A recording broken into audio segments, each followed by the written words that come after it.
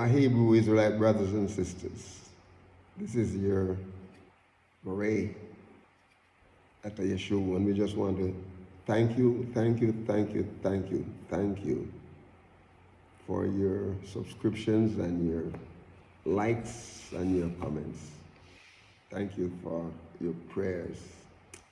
We are in Psalm 25, and we're dealing with the guidance, the prayer for guidance and protection. And we're at verse 6, and remember we said that Psalm 25 has what you call the acrostic, the Hebrew letters are the verses. So at the beginning of the verses, or sometime in the middle of the verse, you'll find the Hebrew letters when you're dealing with the acrostic. And they mean something, so I decided that I'm going to take the time and, comment on them. Okay, so verse 6, we have Zayin. Okay, and so as we look at Zayin in verse 6, remember I said sometimes the statement that the meaning of the statement, the meaning of the word, the letter. Sometimes it can be a letter, it can be a word, right? But the meaning is generally matches with the sentence or the statement in the verse. It may not be the whole verse, but at least a part of a verse. Okay? So you have to look keenly. Okay? All right. So Zayin means the focal point of sustenance. The focal point of sustenance. Remember, in the verse 6 it says, remember, O YAHUAH, thy tender mercies and thy loving kindness, for they have been ever of old. For they have been ever of old. That's focal point of sustenance. Remember, O YAHUAH, thy tender mercies and thy loving kindness. Thy tender mercies and thy loving kindnesses, for they have been ever of old. That means they have been forever. Praise his name. Remember, let's look at the word remember here in it's calling YAHUAH. YAHUAH doesn't forget anything. Okay? But when we pray to him, within us we have that feeling of calling to remembrance. It's like, don't forget me. Don't forget me. So you find some way of reminding the person that you're talking with, you're communicating with. Remember how such and such thing went, and some time ago you did this for me. Some time ago, I did this, and this was what happened, and so you're reminding. My brothers and sisters, when we pray, when we communicate with YAHUAH, remember that we are human, right?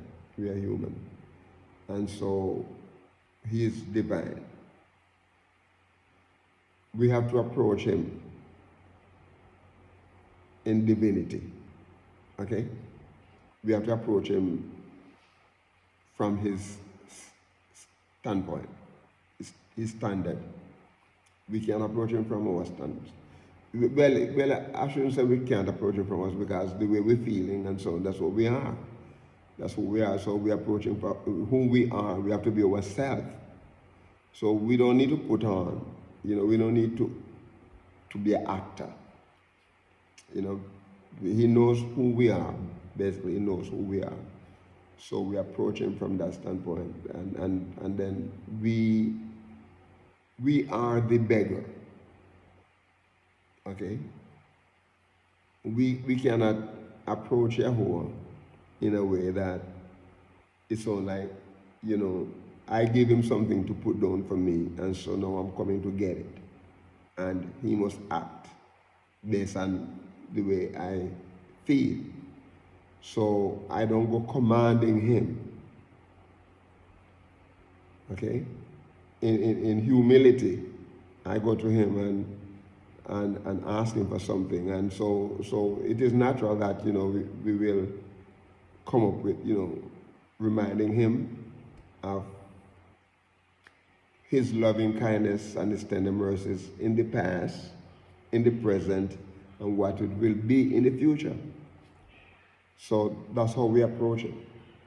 Okay, so the word Zayin here, it is basically saying, is at the focal point of sustenance. Remember, O Yahuwah, thy loving kindness, thy tender mercies, and thy loving kindnesses, for they have been ever of old. Okay, look at the word remember here, and because the Hebrew word is zakar, and it is Zayin, Zayin and Ket, Zayin, Ket, and Resh. Zayin Kaf rather, not Z but Kaf. Zayin Kaf and Resh and Zakar. And what the word is basically is remembers. It is like it is used in a great variety of application, and earnestly make mention of, be mindful, mindful how to recount, the word remember. The root here is to mark, as to be recognized, that is to remember by implication, to mention, to be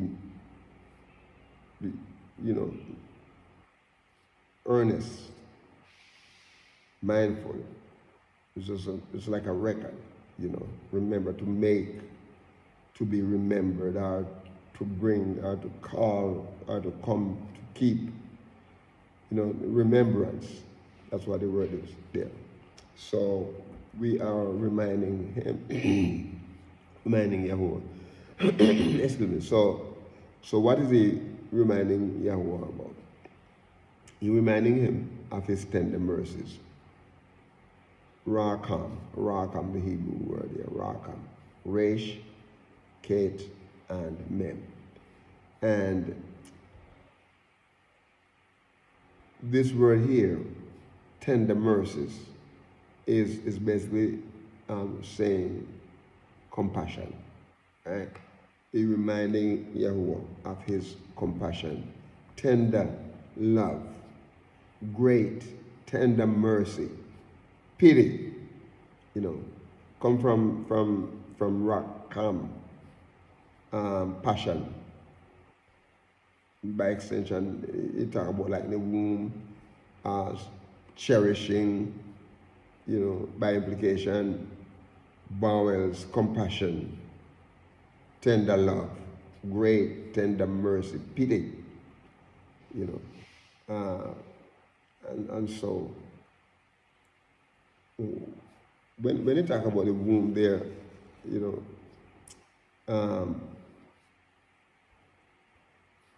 just say a mother is expecting to have a baby. So starting from the fetus. And can you imagine inside all that time, inside that mother's womb, a life is there, bouncing around, making the mother feel uncomfortable at times, right? and even in there, in the womb, Yahuwah is tending to that child. Yahuwah's mercy, his tender mercy, his pity is there. His love, his great love is there for that child. I remember when you're reading in Jeremiah, he talks about from in the womb, Yahuwah called him, right? Praise his name. So the focal point of sustenance, remember. So Zayin there is a great, great word, Zayin. So thy loving kindness and thy loving kindness, thy tender mercies and thy loving kindnesses, they are of old. They are of old. And the word of old here, that means a duration of time, right? It's olam. Olam is a word there. Ayin, Vav, Lamed, and Mem. And what it's saying here, that from a long duration or from antiquity, futurity,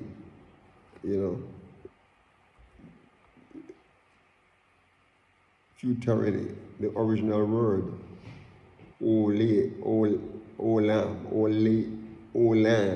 sorry, olam. There is this word, my brothers and sisters, has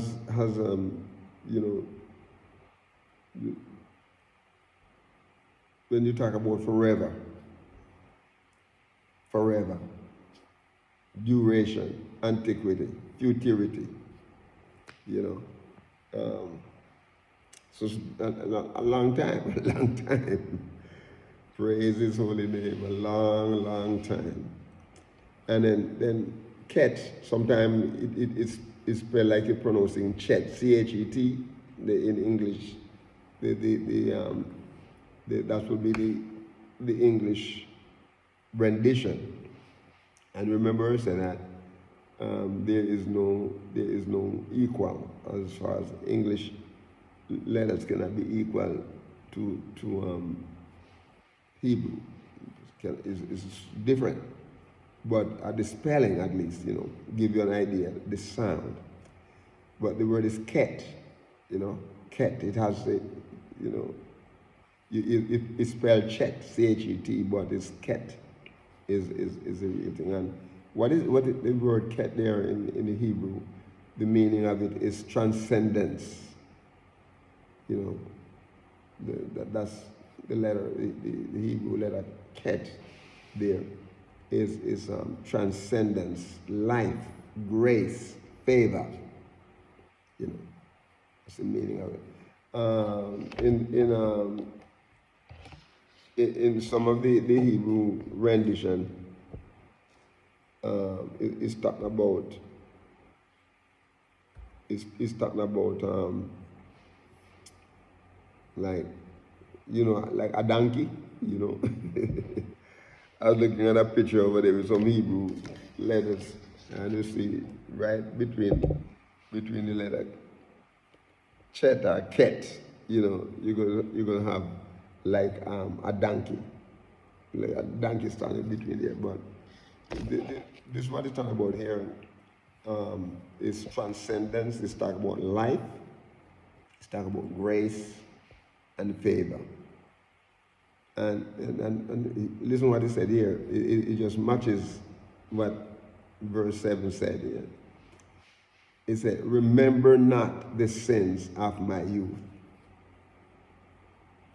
My brothers and sisters, for Yahuwah not to call it to mind and to deal with you, and with me, the way I've dealt with him or the way I've acted, my life. Okay? His grace is transcendence, my brothers and sisters. Life, favor, grace. In the New Testament, they talk about grace, but what the word is a favor. Favor, that's what it is, favor. That whatever we receive of Yahuwah, the favor that we receive, we can't work for it. It's unmerited. It's something that He gives to us. And my brothers and sisters, let me use an example. As wicked as a man can be, I live here, the wicked man live here, we have other neighbors live there. And look, Yahuwah send rain so I can have water, I can, my garden can be replenished and, water is, we can't do without water. Guess what? I'm living a life that is worthy, of Yahuwah's favor. And Yahuwah give me his love, and what I'm doing is living a life for Him, and He blesses Him. He blesses me with rain. Guess what? My neighbor right here, as wicked as he may be, I'm not saying that my neighbor right now is wicked, but because they're good people. But I'm saying there that if he's a wicked person, he gets the rain too. He gets the rain too. So this transcendence here, is that Yahuwah is not just dealing. I'm not just the only person that He has to take care of. It goes beyond me. In the people that do evil, they get help. Can you imagine? Great is His faithfulness, my brother and sister.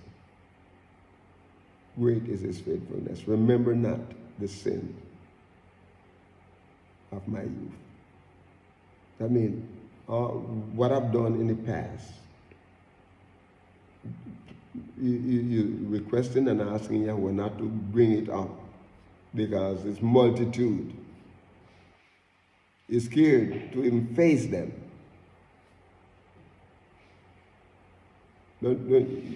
Sometimes we do things in our life that, my brothers and sisters, we don't want even to see, to see. You don't want to see. Because they're so, great. Whole pile of them. Bring them before you, make you feel like you're going under the weight. So it's account to thy mercy. Kesed is the Hebrew word here. Is Ket, Samek, and Dalet. And the word here, my brothers and sisters, means favor, goodness, kindness, good deed, kindness, loving kindness, merciful kindness, mercy, pity, reproach, wicked thing that we don't do in our lives, my brothers and sisters. Yahuwah has mercy on us. A loving kindness. By implication, we towards Yahuwah, piety towards her. Rarely by opposition, a reproof, or but we talk about beauty, we talk about favor, we talk about good deedliness, kind, loving kindness, merciful kindness. My brothers and sisters, Yahuwah has been merciful towards us. He has pity on us. Praise His holy name for His love and His mercy. That Jeremiah speaks about His mercy and His kindness. He says, new every morning. New every morning. There's a song that says, great is thy faithfulness. Great is thy faithfulness. Moment by moment. Thy mercies I see. My brothers and sisters, Yahuwah is merciful and he is kind. Praise his name. And we're going to stop here and come back to verse 8. And in Psalm 25, verse 8. So we're going to ask you, my brothers and sisters, to be a blessing to someone today and walk with the King. Shalom.